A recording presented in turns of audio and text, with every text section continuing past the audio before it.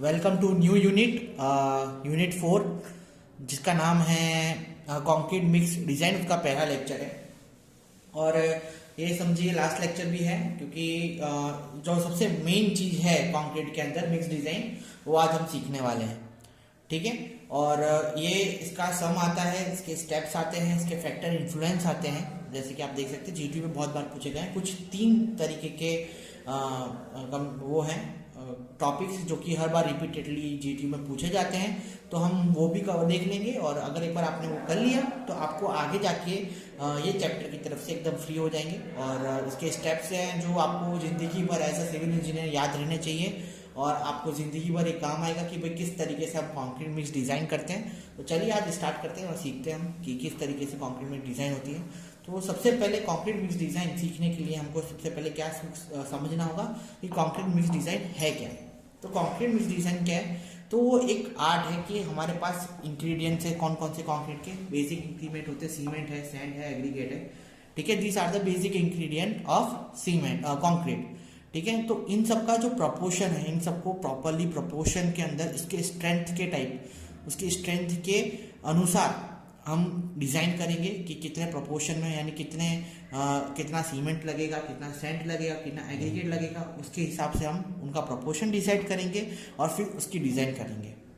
तो उसको हम बोलते हैं कंक्रीट मिक्स डिज़ाइन। तो इसके अंदर हमको कुछ फैक्टर्स है जो कि दिमाग में रखने चाहिए कि हमारे ज़्यादा सीमेंट बिगड़े, यानी इकोनॉमिकल है, हमारी जो वर्केबिलिटी है कंक्रीट की वो अच्छी आए, हमारा जो कंक्रीट है वो इकोनॉमिकल रहे, वर्केबल अच्छी रहे, ड्यूरेबल रहना चाहिए, स्ट्रेंथ उसकी प्रॉपर मिलनी चाहिए।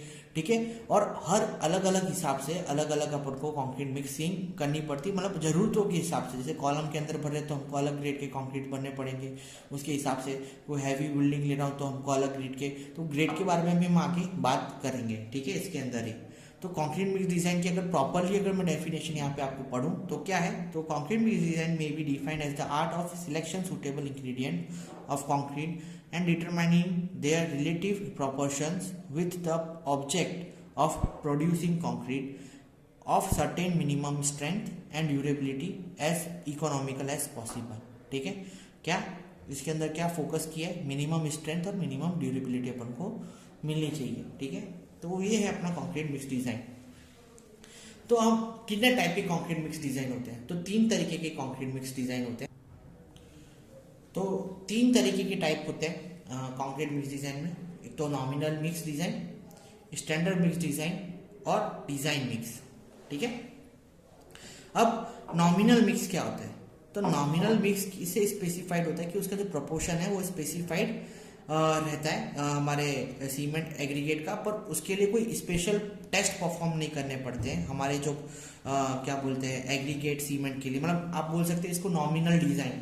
नॉमिनली आपने अंदाजन कंक्रीट्स के सीमेंट, सैंड और एग्रीगेट के प्रोपोर्शन के हिसाब से आपने वॉल्यूमेट्रिक बैचिंग कर दी। ठीक है, उसके वॉल्यूम के अनुसार कि भाई 1 तगारा सीमेंट लूँगा, 2 तगारा क्या बोलते हैं सैंड लूँगा और 4 तगारा मैं एग्रीगेट लूँगा, तो वो मेरा हो गया M20 के लिए नॉमिनल डिज़ाइन। ठीक है, इस तरीके से जो डिज़ाइन करा वो उसको हम बोल सकते हैं कि नॉमिनल डिज़ाइन है। क्लियर? और इसके अंदर जो क्या बोलते हैं मतलब प्रोपोर्शन जो रहता है, जो nominal mix specified the proportion of cement, sand and aggregate without making special effort to knowing their individual property. मतलब मेरे को किसी की भी इंडिविजुअल प्रॉपर्टी या किसी की वॉल्यूम की निकालने की जरूरत नहीं पड़ेगी या स्पेसिफिक ग्रेविटी निकालने की जरूरत नहीं पड़ेगी।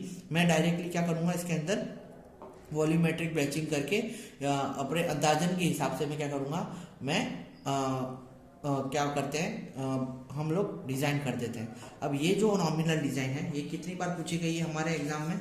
2 बार पूछी गई है। दिसंबर 2011 में पूछी भी गई है और नवंबर 2016 में ये हमारे को नॉमिनल डिज़ाइन पूछी गई है। ठीक है, अब जो नॉमिनल डिज़ाइन है उसका एक तरीके का टेबल है, टेबल प्रॉपर्टी है, जो मैं आपको दिखा रहा हूँ अभी। देखिए यहाँ पे आपको दिख रहा होगा कि इस तरीके की प्रॉपर्टी दे के रखी गई है यहाँ पे कि ग्रेड ऑफ कंक्रीट देके रखा है M5, M7.5, M10, 15 और 20। तो यहाँ पे कितना देके रखा है, मतलब coarse aggregate cement, fine aggregate यानी सैंड और कोर्स एग्रीगेट यानी अपना बड़े एग्रीगेट। तो 1 jam 5, jam 10, 1 jam 4 jam 8, 1 jam 3 jam 6, 1 jam 2 jam 4, 1 jam, पर इसके प्रोपोर्शन के हिसाब से अपन को क्या कर देने का है, नॉमिनल डिजाइन कर देने की। ठीक है, तो ये प्रॉपर्टी देखी गई है यहाँ पे। इस तरीके का आईएएस कोड के अंदर भी आपको नॉमिनल मिक्स डिजाइन की प्रॉपर्टीज देखी गई, रखी गई है 6.2 में। इस तरीके का आईएएस कोड में आप जाएंगे page table number 9 page number 23 पे, तो इस तरीके का टेबल देखे रखा गया है, जिसके अंदर ग्रेड ऑफ कॉन्क्रीट दिया है, total quantity of dry aggregate by mass पर 50 kg के हिसाब से रखी गई है। Property of fine aggregate and course aggregate देखी गई है कि जनरल प्रॉपर्टी क्या है, और quantity of water as per क्या बोलते हैं सीमेंट देके रखा है। तो ये सब देके रखा गया है कि हमें पेज नंबर 23 पे आईएएस कोड 456 पे, तो आप वो भी जाके देख सकते हैं, चेकआउट कर सकते हैं। ठीक है, फिर सेकंड जो हमारी जो डिजाइन है वो है हमारी स्टैंडर्ड मिक्स। ठीक है, तो स्टैंडर्ड मिक्स क्या होता है, थंब रूल होता है। ठीक है, अब इसके अंदर हमने एक तगारा, यानी उसका कोई वॉल्यूमेट्रिक बैचिंग कर रहे थे कि भाई एक तगारा सीमेंट लूंगा तो एक तगारा 2 तगारा सैंड या 3-4 तगारा मैं एग्रीगेट लूंगा। पर ये स्टैंडर्ड मिक्स के अंदर क्या होता है कि थंब रूल होता है कि 1 जैम 2 जैम 3 अगर मैं सीमेंट ले रहा हूँ तो मेरे को 1 kg सीमेंट लेना, तो मेरे को उसके बदले 2 kg सैंड लेना पड़ेगा और 3 kg ग्रेवल लेना पड़ेगा। इस तरीके से वॉल्यूम में इसका थंब रूल होता है कि इस तरीके से मुझे डिजाइन करनी पड़ेगी। ज़्यादातर ये आप बोल सकते हैं कि इसका मॉडिफिकेशन वर्जन आप बोल सकते हैं स्टैंडर्ड मिक्स है। ठीक है, क्योंकि इसके अंदर अपन स्पेसिफाई कर रहे हैं क्या उसके वॉल्यूम या केजीस या वेट उसका स्पेसिफाई करके अपन ले रहे हैं। फिर इसके अंदर क्या करते हैं अपन ड्राई मिक्स बनाते हैं, तो mix dry ingredients wise slowly, और उसके अंदर धीरे धीरे अपन वाटर ऐड करते हैं और उसकी वर्केबिलिटी उसके हिसाब से अपन को मिलती है। दिस मिक्सचर में need modify depending upon the aggregate use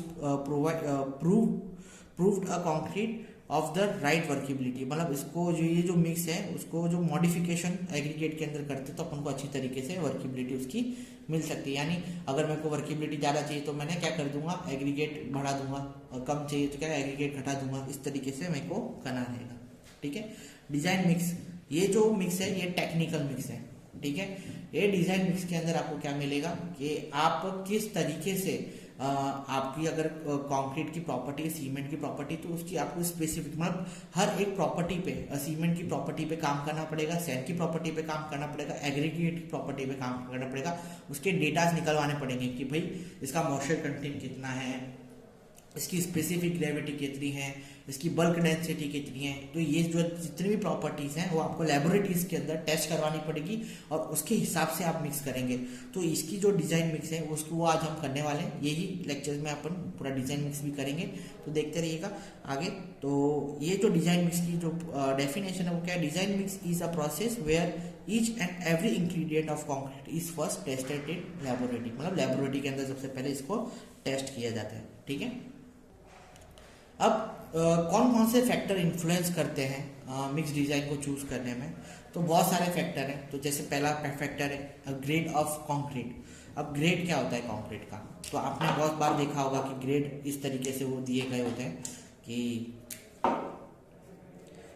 M20, M25, M15, ठीक है, M35। तो ये सब क्या है, ये है ग्रेड ऑफ कंक्रीट। ठीक है, ग्रेड ऑफ कंक्रीट में क्या होता है कि भाई ग्रेड ऑफ कंक्रीट के हिसाब से, मतलब अगर ये M है तो M is stand for mix and this number is stand for its compressive strength which is we are gaining after 28 days. मतलब 28 डेज के बाद हम जो स्ट्रेंथ गेन कर रहे हैं कंक्रीट की, उसका ये नंबर है, मतलब उसकी जो कंप्रेसिव स्ट्रेंथ है वो है। तो कैरेक्टरिस्टिक स्ट्रेंथ भी हम इसको बोलते हैं, कैरेक्टरिस्टिक स्ट्रेंथ के नाम से भी ये हमको इसको जाना जाता है। FCK इसका जो टेक्निकल टर्म है उसको डिनोट करते हैं FCK से। तो ठीक है, फिर ये जो ग्रेड ऑफ कंक्रीट है ये बहुत इंपॉर्टेंट है, जो अलग अलग काम में अपन को यूज करना पड़ता है। जितना हाई ग्रेड उतनी स्ट्रेंथ उसकी बढ़ती है। ठीक है, तो उसके हिसाब से क्या बोलते हैं कंप्रेसिव स्ट्रेंथ अपन को, जैसे हाई बिल्डिंग के लिए काम करना है तो अभी आजकल आप देखे जाएंगे कि M25 या M35 या M45 बहुत बड़े बड़े कामों के लिए हम यूज करते हैं। ठीक है, हाई राइज बिल्डिंग्स के लिए, तो पर उसके हिसाब से अपन को डिजाइन भी करना पड़ता है। तो ये जो ग्रेड ऑफ कंक्रीट है एक बहुत महत्वपूर्ण क्या बोलते हैं, एक प्रॉपर्टी है किसकी, मिक्सिंग के लिए अपन को जो भी फैक्टर है इन्फ्लुएंस करने की, ठीक है। सेकंड है अपना टाइप ऑफ सीमेंट। तो बहुत तरीके के सीमेंट होते हैं, ओपीसी सीमेंट होता है, पोजोलोना सीमेंट होता है, ठीक है। ओपीसी के अंदर भी अलग अलग ग्रेड्स होते हैं, 43, 53, ठीक है। तो इन सब के हिसाब से अपन को सीमेंट की प्रॉपर्टी के हिसाब से अगर मैं प्रॉपरली डिजाइन मिक्स करना है तो इन सब की प्रॉपर्टी के हिसाब से सारे के सारे जो है ना मेरी डिजाइन परफॉर्म कर पाता हूँ मैं, ठीक है। फिर maximum nominal size of aggregate 20 से लेके 40 तक एग्रीगेट अपन यूज कर सकते हैं। उसके अलावा एग्रीगेट काम के होते नहीं है, ठीक है। अलग अलग जोन होते हैं एग्रीगेट के, ठीक है। उनकी भी जोन के हिसाब से नीचे सेकंड जो पॉइंट है ग्रेडिंग ऑफ कंबाइंड एग्रीगेट, ये सब की ग्रेडिंग भी उसकी होती है एग्रीगेट की। तो ये सब आप आगे अपनी जो डिजाइन करेंगे ना उसके अंदर हम देखेंगे। फिर वर्केबिलिटी एक अच्छी प्रॉपर्टी है जिसके लिए अपन को मिक्स डिजाइन करनी पड़ती है। वर्केबिलिटी अगर अच्छी नहीं होगी तो हमको कंक्रीट की स्ट्रेंथ सही नहीं मिलेगी। फिर ड्यूरेबिलिटी मतलब कितना मेरा कंक्रीट चलेगा। फिर क्वालिटी कंट्रोल के लिए भी मुझे ये सारे जो फैक्टर हैं 8 फैक्टर वो इफेक्ट करते हैं मेरी किस पे, मिक्स डिजाइन के ऊपर। कितनी बार पूछा है, 1 2 3 4 5 6 बार हमारे जीटी में पूछा है। तो कंफर्म है ये जो टॉपिक है इसके 7 मार्क्स में या 5 मार्क्स में आने के चांसेस बहुत हैं। तो प्लीज इसको एक बार स्टडी करिए, इसके बारे में पढ़िए, जानिए कि क्या किस तरीके से इसको हमको लिखना है, और ये जो मेन इंपॉर्टेंट पॉइंट्स है वो याद रखिए। क्लियर है, ठीक है। अब यहाँ पे आप देख सकते हैं method of concrete mix design में 2018 में पूछा गया है, ठीक है। तो कौन कौन सी मेथड है मार्केट में जो हम कंक्रीट मिक्स डिजाइन के लिए यूज करते हैं। तो सबसे पहले IS method, Indian standard method, ठीक है। जीटीयू में ये मेथड के स्टेप 1 2 3 4 बार पूछे गए हैं, ठीक है। तो ये मेथड के बारे में अपन डिटेल में आगे पढ़ेंगे, ठीक है। फिर सेकेंड जो हमारी मेथड है ACI, American concrete institute method, ठीक है। ये भी मेथड है पर ये अपने काम की मेथड नहीं, क्योंकि ये अमेरिकन के कोड के हिसाब से, उनकी वेदर के हिसाब से बनाई गई मेथड है। Road note 4 method UK method है। IRC 44 मेथड, फिर arbitrary method, maximum density method, finest modulus method, surface area method, mix design for high strength concrete, mix design for pumpable concrete, DOB mix design method British के लिए use होती है। तो ये सारी के सारी 11 मेथड्स हैं जो कि हम कंक्रीट मिक्स डिजाइन के लिए यूज करते हैं। सेकेंड थिंग है अपन को सबसे इंपॉर्टेंट मेथड कौन सी है यहाँ पे, इंडियन स्टैंडर्ड, मेरा भारत महान, भारत की मेथड अपने लिए स्टैंडर्ड मेथड है और उसके हिसाब से अपन को अपने इंडिया में, ऑल ओवर इंडिया में डिजाइनिंग होती है। तो हम ये मेथड पढ़ना हमारे लिए जरूरी है। तो इसके लिए सारी बुक्स के अंदर ये एलोबोरेट करके मेथड दिए। तो अपन क्या करेंगे इसके बारे में अभी जानेंगे, ठीक है। तो दोस्तों आप देख सकते हैं इंडियन स्टैंडर्ड मेथड के 7 स्टेप्स आपके स्क्रीन पे दिख रहे होंगे आपको, प्रोसेस ऑफ मिक्स डिजाइन, ठीक है। तो उसके अंदर सबसे पहला स्टेप है टारगेट स्ट्रेंथ। टारगेट स्ट्रेंथ, हमारी जो टारगेटेड स्ट्रेंथ रहती है वो हमारे को अचीव करना बहुत जरूरी रहता है कोई भी कंस्ट्रक्शन के लिए, ठीक है। तो उसका एक फॉर्मूला रहता है FCK plus 1.65 S। What is stand, S stand for standard deviation. ये S आपको कहाँ से मिलेगा, तो ये S आपको IAS कोड 456 2000 में टेबल नंबर 8 के अंदर से मिल जाएगा, ठीक है। अब FCK क्या है यहाँ पे, FCK क्या है, कैरेक्टरिस्टिक स्ट्रेंथ। अब ये क्या होती है कैरेक्टरिस्टिक स्ट्रेंथ, तो ये M20 मैंने आपको बताया था, उसके अंदर M जो 20 है FCK होता है, ठीक है। जो 20 है वो हमारा क्या हुआ FCK, M25 है तो 25 हमारा क्या हुआ FCK। इसको अपन कंप्रेसिव स्ट्रेंथ भी बोल सकते हैं, ठीक है। तो ये सबसे मेन हमारा पॉइंट है टारगेटेड स्ट्रेंथ। उसके बाद हमारे पास आता है selection of water cement ratio, ठीक है। ये भी बहुत एक इम्पॉर्टेंट स्टेप है हमारे लिए, जो कि अपन को कहाँ से मिलेगा, अपन रेफर करेंगे टेबल नंबर 5 के अंदर, IAS कोड 456 2000 के अंदर से हमको ये इसके जो प्रोपोर्शंस है वो मिल जाएंगे। फिर selection of water content ratio, ये सारे जो स्टेप है मैं आपको एक सम के दौरान समझाने वाला हूँ, ठीक है। यहाँ पे सिर्फ आप देखिए कि ये 7 स्टेप कौन से हैं और सम के अंदर हम इलाबोरेट करके ये सारे के सारे स्टेप को पढ़ने वाले हैं। सिलेक्शन ऑफ वाटर कंटेंट, तो कौन कौन सा सिलेक्शन ऑफ वाटर कंटेंट में क्या होता है, तो depending upon the size of aggregate, जो हमारा वाटर कंटेंट होता है किसकी साइज पे डिपेंड करता है, एग्रीगेट की साइज पे डिपेंड करता है। कैलकुलेशन ऑफ वाटर कंटेंट, अब कैलकुलेशन ऑफ वाटर कंटेंट किस पे डिपेंड करता है, वाटर सीमेंट रेशियो पे, ठीक है। अब इससे अपन को सीमेंट कंटेंट मिल जाएगा, एग्रीगेट की माइनस प्रॉपर्टी करेंगे तो calculation of water cement ratio से अपन को क्या मिल जाएगा, वाटर सीमेंट कंटेंट मिल जाएगा। प्रोपोर्शन वैल्यू ऑफ एग्रीगेट, ये किस पर डिपेंड करता है, जोन ऑफ एग्रीगेट पे कि कौन सी जोन का है एग्रीगेट, ठीक है, उसके ऊपर डिपेंड करता है। फिर मिक्स्ड कैलकुलेशन, तो mass of fine aggregate and coarse aggregate, और मिक्स प्रोपोर्शन के अंदर proportion of each aggregate, each ingredient, ठीक है। ये हम आगे स्टेप के अंदर करने वाले हैं। तो चलिए स्टार्ट करते हैं हमारा। मैं आपको एक सम दिखाता हूँ। अब ये जो नेक्स्ट स्लाइड आएगी, अब उसके अंदर आपको एक सम दिखेगा। हम पूरा एक सम सॉल्व करते हैं तो आपको उस पर से अंदाजा आ जाएगा कि भाई मिक्स डिजाइन किस तरीके से की जाती है। तो गाइस जीक्यू में आपको अगर ऐसा सम पूछा जाएगा कि M20 के लिए आपको मिक्स डिजाइन करनी है, मिक्स डिजाइन कैलकुलेशन करना है, तो ये सारी प्रॉपर्टीज आपको मैक्सिमम अवेलेबल कराई जाएगी सम्स के अंदर, ठीक है। कौन कौन सी प्रॉपर्टीज हैं ये जो हमको अवेलेबल कराई गई है, तो मैं आपको बताता हूँ कि आपको मैक्सिमम साइज ऑफ एग्रीगेट दिए जाएंगे जो कि 20 mm, ज्यादातर 20 mm ही हम लेते हैं, ठीक है। फिर आपको डिग्री ऑफ वर्केबिलिटी दी जाएगी जिसको कॉम्पैक्टर फैक्टर टेस्ट से यहाँ पे निकाला गया है। वैसे कि डिग्री ऑफ वर्केबिलिटी बहुत सारे टेस्ट से निकाली जाती है, जैसे श्रम के लिए निकाले जाएंगे तो 100 mm से निकल जाएगा।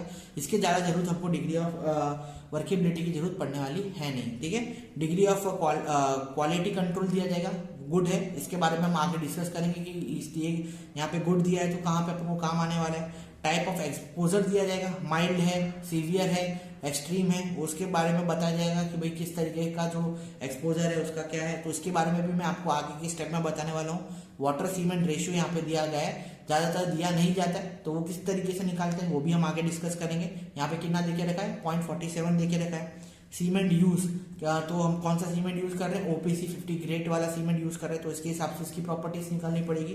स्पेसिफिक ग्रेविटी ऑफ सीमेंट, मतलब ये जो स्पेसिफिक ग्रेविटी है सीमेंट की वो देके गई है, 3.15 देके रखी गई है।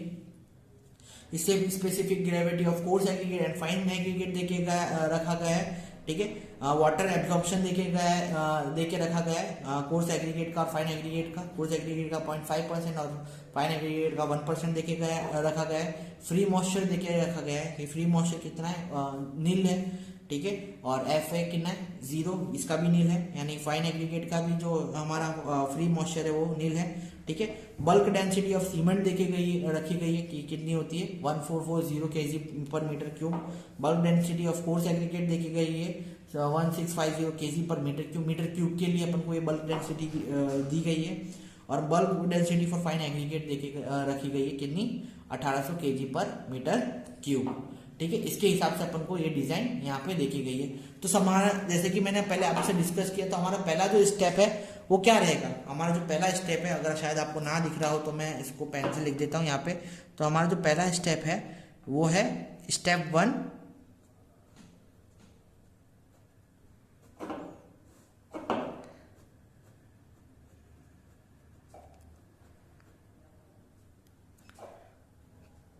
Target strength.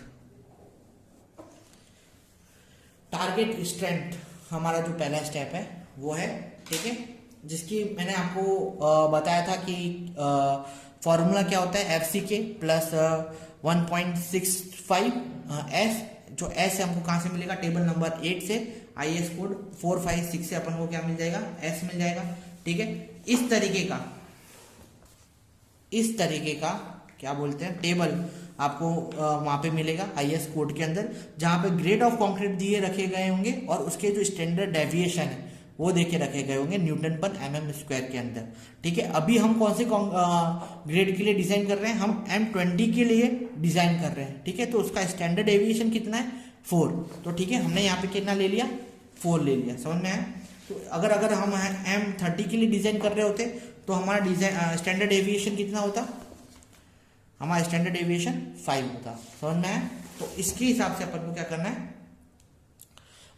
डिजाइन करना है, हमारी जो प्रॉपर्टी है वो हमारे जो कंक्रीट है उस हिसाब से अपन को जो टारगेटेड स्ट्रेंथ है वो हमको मिलने वाली है।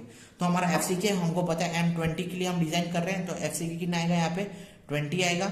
1.65 एस क्या है, स्टैंडर्ड डेविएशन। टेबल नंबर 8 पे जाएंगे तो आपको IS कोड 2456200 के अंदर आपको स्टैंडर्ड डेविएशन की वैल्यू आ जाएगी, जहाँ पे M20 के लिए स्टैंडर्ड डेविएशन क्या है 4 है। तो अपन इसका कैलकुलेशन करते तो हमारे पास क्या वैल्यू आती है 26.6 मेगा पास्कल। तो हमारी जो टारगेट स्ट्रेंथ है कितनी होगी 26.6 मेगा पास्कल जितनी। ठीक है, क्लियर है। अब इसके दौरान हम सेकेंड स्टेप के लिए आगे बढ़ते हैं। तो हमारा जो सेकेंड स्टेप है वो क्या है, स्टेप 2। हमारा स्टेप 2 क्या है कि भाई selection of water cement ratio. Clear, ये हमारा क्या है स्टेप 2 है, selection of water cement ratio. अभी इसके अंदर हमको क्या देके रखी गई है वाटर सीमेंट रेशियो के लिए। हमको सबसे पहले जैसे कि अपन ने आगे वाले स्टेप में पढ़ा कि एग्रीगेट के जो हमारे नॉमिनल साइज है वो 20 mm अपन को दे रखी गई है। ठीक है, और हमको कंडीशन भी देके रखी गई है कि हमारी कौन सी कंडीशन है, माइल्ड कंडीशन। 20 mm की हमको साइज देके रखा गया है और माइल्ड कंडीशन में हमको बोला है कि भाई हमारा जो माइल्ड एक्सपोजर है। ठीक है, तो इस पे ही हमारा गेम आधारित है, इस पे हम लोग खेलने वाले हैं। तो IS कोड सबसे महत्वपूर्ण चीज है, IS कोड के 456-2000 के अपन को पेजेस याद रखने हैं।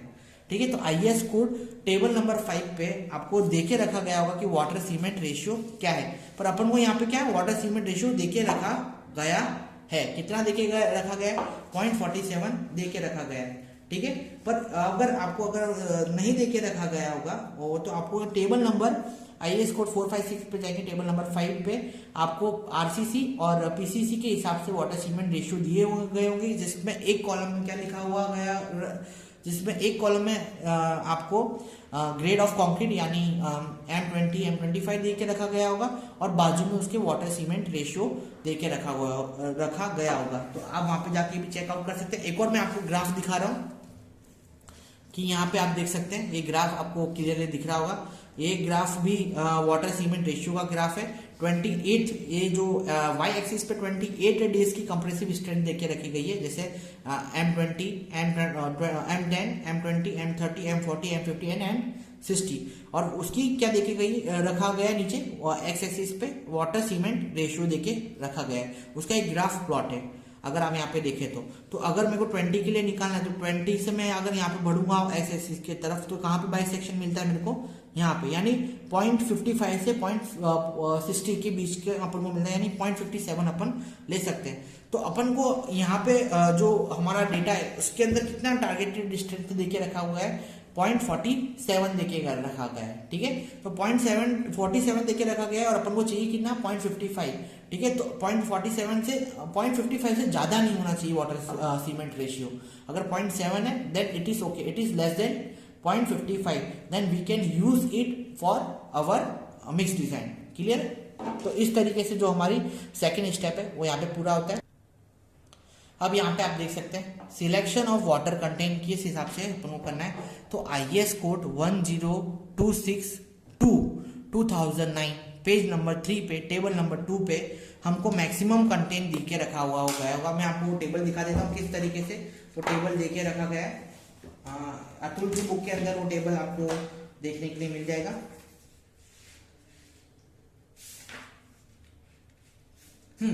अतुल की बुक में 241 पेज नंबर 241 के अंदर इस तरीके का टेबल देके रखा गया है। अगर आपको फाइंड करना है तो अगर nominal mix size of aggregate कितनी है 10 है, 3 तरीके का कॉलम दिया है, ये तो अपन को मायने रखता नहीं है, तो 3 तरीके का में से 2 कॉलम जो अपन में मायने रखते हैं। तो नॉमिनल साइज ऑफ एग्रीगेट अपन को कितना है 10 20 40 मैक्सिमम इतना यूज कर सकते हैं। तो उसके हिसाब से वाटर कंटेंट देके रखा गया है। अगर मैं 20 यूज कर रहा हूँ तो कितना वाटर कंटेंट यूज करूंगा 186 kg।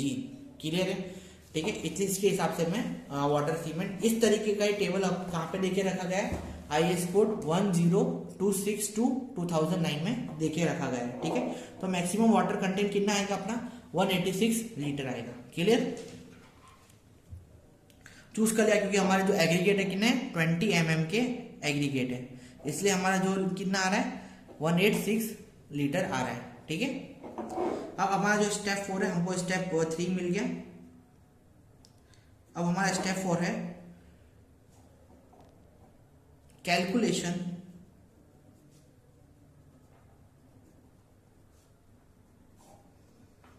ऑफ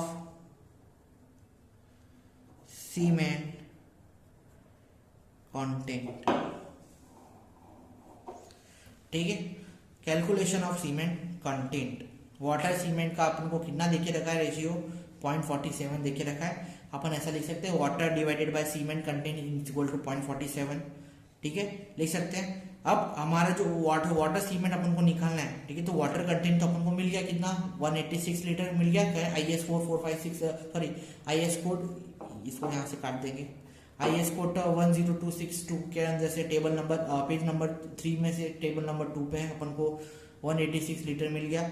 ठीक है, वाटर कंटेंट। तो हमारे पास क्या बाकी रहा, सीमेंट कंटेंट बाकी रहा। तो cement content is equal to water content divided by क्या करेंगे 0.47 कर देंगे, अपना जो रेशियो है वो। तो अपन को क्या मिल जाएगा, सीमेंट कंटेंट मिल जाएगा। सीमेंट कंटेंट यहाँ पे अपना कितना आ रहा है 395.75 kg पर मीटर क्यूब, यानी इतना सीमेंट अपना 1 मीटर क्यूब के ये स्पेसिफिकेशन के हिसाब से घुस जाएगा। क्लियर है ना। अब अपन क्या करेंगे, अब अपन करेंगे भाई स्टेप 5 पे ध्यान देंगे। स्टेप 5 क्या है अपना, तो स्टेप 5 में क्या है कि भाई प्रपोर्शन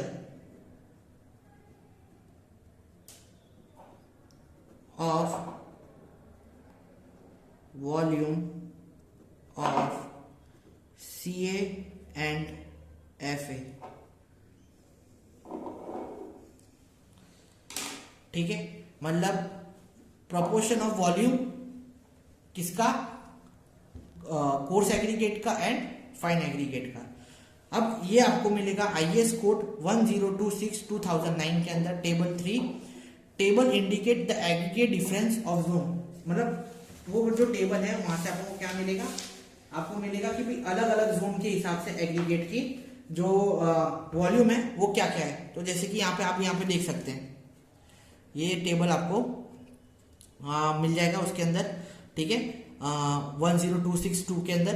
तो इसके अंदर क्या देखे रखा गया है कि भाई volume nominal maximum size of aggregate देखे रखी गई कितनी 10, 20, 40। ठीक है, volume of coarse aggregate per unit and volume of total aggregate for different zone of fine aggregate. ठीक है, तो जोन 4 के लिए यहाँ पे देखे रखा गया है, जोन 3 के लिए यहाँ पे देखे रखा गया है, जोन 2 के लिए यहाँ पे देखे रखा है और जोन 1 के लिए यहाँ पे देखे रखा गया है। जोन 1 में 20 का कितना आ रहा है 0.60 आ रहा है, ये याद रखना। मैं आप बताता हूँ जोन 1 ही अपन ने क्यों चूज किया है। अब यहाँ पे आप एक कॉलम देख सकते हैं जोन और उसके पर्पस। तो जोन 1 में क्या है कंक्रीटिंग, जोन 1 और जोन 2 अपन क्या कंक्रीटिंग कर सकते हैं। ठीक है, कंक्रीटिंग में यूज कर सकते हैं। पर जोन 3 अपन प्लास्टरिंग में यूज कर सकते हैं और जोन 4 अपन किस में यूज कर सकते हैं, जोन 4 रिजेक्टेड जोन होता है, अपन यूज ही नहीं कर सकते वो एग्रीगेट्स को। ठीक है, अब जोन 1 के भी जो अपन जोन 1 के भी जो एग्रीगेट है उसके लिए अपन को क्या करना पड़ेगा, उसके लिए अपन को क्या करना रहेगा कि हमको उसके लेबोरेटरीज टेस्ट करवाने पड़ेंगे। ठीक है, तो उसके लिए अपन जोन 1 को नेग्लेक्ट करते हुए जोन 2 के अपन एग्रीगेट्स लेंगे। यहाँ पे जोन 2 के अगर मैंने जोन 1 का दिखाया था 60, तो यहाँ पे जोन 2 का कितना देखे रखा गया है, यहाँ पे अगर जोन 2 पे M20 देखेंगे तो कितना देखे रखा गया है 0.62 देखे रखा गया है। ठीक है, तो अब यहाँ से क्या करेंगे 0.62 उठा लेंगे, वो values volume of cast coarse aggregate वहां से अपन ने उठा लिया। ठीक है, अब वॉल्यूम ऑफ कोर्स एग्रीगेट अपन को मिल गया, तो अपन को क्या चाहिएगा वॉल्यूम ऑफ फाइन एग्रीगेट। तो 1 माइनस करेंगे 0.62, तो अपन को क्या मिल जाएगा 0.38। तो वॉल्यूम ऑफ फाइन एग्रीगेट भी अपन को यहाँ से मिल जाएगा। अब जो हमारा नेक्स्ट स्टेप है स्टेप 6, तो यहाँ पे आप देख सकते हैं मिक्स कैलकुलेशन के अंदर हमको क्या करना है, जो भी कंक्रीट है हमको जो कैलकुलेशन है इसके हिसाब से अपन को करना है कंक्रीट की। तो 1 मीटर क्यूबिक के हिसाब से अपन कैलकुलेशन करेंगे। तो वॉल्यूम ऑफ कंक्रीट कितना है 1 क्यूबिक मीटर है। ठीक है, तो हम क्या करेंगे उसको A डिनोट कर देंगे। अब इस 1 क्यूबिक मीटर के लिए अपन को वॉल्यूम ऑफ सीमेंट कितना लगेगा, तो वो निकालने के लिए मास ऑफ सीमेंट अपने पास है कितना है 396.75 उसको डिवाइड करेंगे किससे, स्पेसिफिक ग्रेविटी ऑफ सीमेंट से, इनटू 1000 करेंगे तो अपन को क्या मिल जाएगा, मास डेंसिटी मिल जाएगा। समझ में आया? तो ये क्या स्पेसिफिक ग्रेविटी अपन को आगे के डेटा में दी गई थी 3.15 इंटू 1000 करेंगे तो अपन को क्या मिल जाएगा, मास डेंसिटी मिल जाएगा। तो अपन को पूरा वॉल्यूम ऑफ सीमेंट यहाँ से प्राप्त हो जाएगा, जिसको अपन क्या कर देंगे, बी डिनोट कर देंगे। वॉल्यूम ऑफ वाटर, क्या है वॉल्यूम ऑफ वाटर, तो मास ऑफ, सेम है उसका formula, mass of water divided by mass of density. ठीक है, मास ऑफ वाटर अपन ने आगे फाइंड करा 186 लीटर, ठीक है, कंक्रीट के हिसाब से।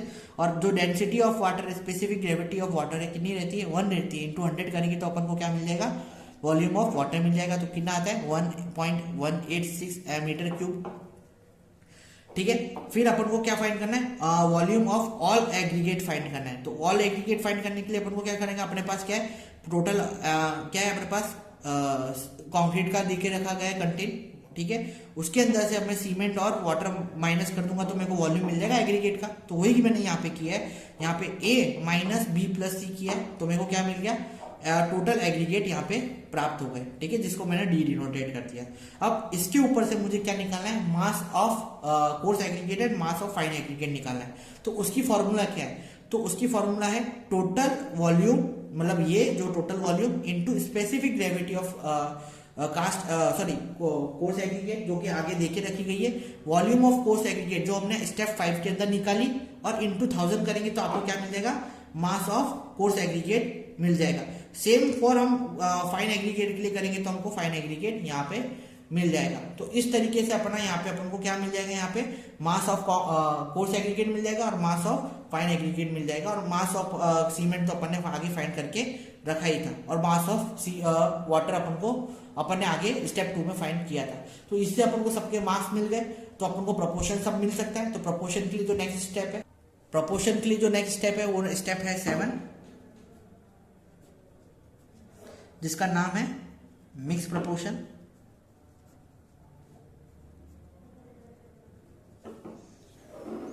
ठीक है, मिक्स प्रोपोर्शन के लिए अपन को क्या करना है, अपने पास क्या है, मास ऑफ सीमेंट है 395.75, फाइन एग्रीगेट है, कास्ट कोर्स एग्रीगेट है। ठीक है, अब हमको प्रोपोर्शन निकालना है। तो अगर मैं 1 सीमेंट का बैग यूज कर रहा हूँ या 1 सीमेंट को गिनता हूँ तो कोर्स एग्रीगेट कितना होगा, तो मेरे को 1 कोर्स फाइन एग्रीगेट फाइंड करना है, तो ये डिवाइडेड बाय ये करूंगा तो मेरे को फाइन एग्रीगेट मिल जाएगा प्रोपोर्शन के लिए 1.75। ठीक है, कोर्स एग्रीगेट को अगर मेरे को फाइंड करना है तो क्या करूंगा, 1.17 डिवाइडेड बाय इसका सीमेंट का वेट है, मास से उससे माइनस कर दूंगा तो मेरे को उसका प्रोपोर्शन मिल जाएगा। तो M20 के लिए जो हमने स्पेसिफाइड डेटा था उसके लिए अपन को क्या मिला, स्ट्रेंथ 1 जैम 1.75 जैम 2.91। ये हमारी क्या है, डिजाइन मिक्स है। क्या है ये, डिजाइन मिक्स है। समझ में आया? तो इस तरीके से जो कंक्रीट है वो हमारा डिजाइन। ठीक है गाइस, यहाँ पे अपना स्टेप 7 खत्म होता है कंक्रीट का। बहुत सारे चैप्टर्स ऐसे हैं, जैसे 5th चैप्टर अगर आप देखेंगे ड्यूरेबिलिटी एंड परमेबिलिटी, जिसके अंदर ड्यूरेबिलिटी के बारे में बताया गया है, फैक्टर अफेक्टिंग ड्यूरेबिलिटी। और ये सारे जो चैप्टर्स हैं वो आप क्या बोलते हैं, पढ़िए। अगर आपको समझ में नहीं आता तो आप मुझे पूछिए, क्योंकि इसके अंदर सारा थियोरेटिकल सब्जेक्ट है, इसके अंदर कोई भी टेक्निकल चीज है नहीं जो कि समझाने लायक है। जैसे कार्बोनेशन है, तो कार्बोनेशन के बारे में मैंने बहुत सारे आगे टॉपिक्स अगर आप वीडियोस देखेंगे उसके अंदर समझाया गया है कार्बोनेशन की वजह से क्या होता है, ग्रेड ऑफ कंक्रीट रिलेटिव, ये सब जो फैक्टर अफेक्ट करते कार्बोनेशन को। ठीक है, फिर परमेबिलिटी ऑफ कंक्रीट के बारे में मैं आगे पढ़ा चुका हूँ। ये सारे जो फैक्टर्स है बहुत बार बार रिपीट हो रहे हैं, तो ये आप पढ़ के खुद भी बोर हो जाएंगे। फैक्टर अफेक्टिंग परमेबिलिटी तो बहुत सिंपल है, कौन कौन से फैक्टर परमेबिलिटी पे अफेक्ट करेंगे, water cement, property of cement, aggregate, curing, ठीक है, यूज ऑफ एंड मिक्सचर्स, फिर कॉज ऑफ क्रैकिंग कंक्रीट, ये आगे मैं आपको पढ़ा चुका हूँ कि टेंसाइल की वजह से, श्रिंकेज की वजह से, केमिकल रिएक्शन की वजह से, वेदर रिएक्शन की वजह से, ये सारे जो क्रैक्स हैं वो होते हैं। अगर फिर भी आपको इसके अंदर कुछ समझ में नहीं आया तो इसके लिए मैं एक्स्ट्रा सेशन रखूंगा, आप पढ़िए पहले ये चैप्टर ड्यूरेबिलिटी और ये वाला। ठीक है, और सेकंड जो लास्ट जो चैप्टर है, जो मेन टॉपिक्स है जो भी अपन ने आने ही वाले हैं वो अपन सारे कवर कर लिए हैं। इसके अंदर स्पेशल कंक्रीटिंग और इसकी जो लाइट वेट कंक्रीटिंग का क्या बोलते हैं, किस तरीके से हम कंक्रीटिंग पंप करते हैं उसके बारे में भी मैं आगे वैसे बता चुका हूँ, बता चुका हूँ कि फाइबर्स कौन कौन से फाइबर्स होते हैं, इसके बारे में मैं आपको बताया नहीं है, फाइबर्स कौन कौन से होते हैं। तो ये फाइबर्स जो हमारे पास होते हैं तो वो जो फाइबर्स जो क्या करते हैं वो स्ट्रेंथ बढ़ा देते हैं हमारी कंक्रीट की। तो स्टील फाइबर्स होते हैं, ग्लास फाइबर्स होते हैं, प्लास्टिक फाइबर्स होते हैं, कार्बन फाइबर होते हैं और एस्पेरेटो फाइबर्स होते हैं। तो ये इनका सिर्फ यही काम रहता है कि भाई क्या बोलते हैं, जो हमारे स्ट्रेंथ है वो कंक्रीट की वो बढ़ा देने का। अभी स्टील फाइबर के हिसाब से अपन स्टील फाइबर्स यूज करेंगे तो उससे अपन को क्या मिलेगा, स्ट्रेंथ ज्यादा मिलेगी। ग्लास फाइबर से अपन यूज करेंगे तो अपन को ट्रांसफरेबिलिटी ज्यादा मिलेगी। तो ये सब चीजें अपन आप एक बार पढ़िए, आपको अगर समझ में नहीं आता तो आप मेरे को फोन करके पूछिए, तो मैं आपको इसको अलग से लेक्चर करूंगा, ठीक है। तो बस एक बार पढ़ना जरूर, क्योंकि ये आगे आपको काम में आएंगे। आगे अगर आप एमई करेंगे, एमई डिजाइन करने वाले हैं या पॉलीमर वो करने वाले, जैसे पॉलीमर ऑफ कंक्रीट, ये भी बहुत इंपॉर्टेंट है, एक तरह का टॉपिक है। पॉलीमर काय के लिए यूज करते हैं अपन पॉलीमर, तो पॉलीमर वाटर प्रूफिंग के लिए अपन ज्यादातर यूज कर सकते हैं। मोनोमर अपन काय के लिए यूज करते हैं, तो इसके लिए जो अपन पेंट लगाते हैं जिसे वाटर प्रूफिंग करते हैं, तो इन सब के लिए अपन ये सब यूज करते हैं, ठीक है। तो एक बार पढ़िए, अगर आपको समझ में नहीं आता तो आप मुझे पूछिए। और यहाँ पे अपना कोर्स और सिलेबस कंप्लीट करता हूँ मैं। और अगर ये कोई लेक्चर्स में अगर आपको डाउट है तो आप प्लीज मुझे कांटेक्ट करिए और मुझे पूछिए। ये बहुत इंपॉर्टेंट डिजाइन है, मिक्स डिजाइन सबको करना आनी चाहिए, और एक बेसिक सिविल इंजीनियरिंग की बेसिक नीड है हमारे क्या बोलते हैं ये डिजाइन। तो यहाँ पे हमारा लेक्चर समाप्त होता है। कोई भी तरीके का डाउट हो तो आप मुझे पूछ सकते हैं। तब तक के लिए शुक्रिया, थैंक यू, धन्यवाद। ऐसे ही आगे पढ़ते रहिए और आपकी एग्जाम जल्द आ जाएगी, तो एग्जाम की प्रिपरेशन करते रहना। बाय।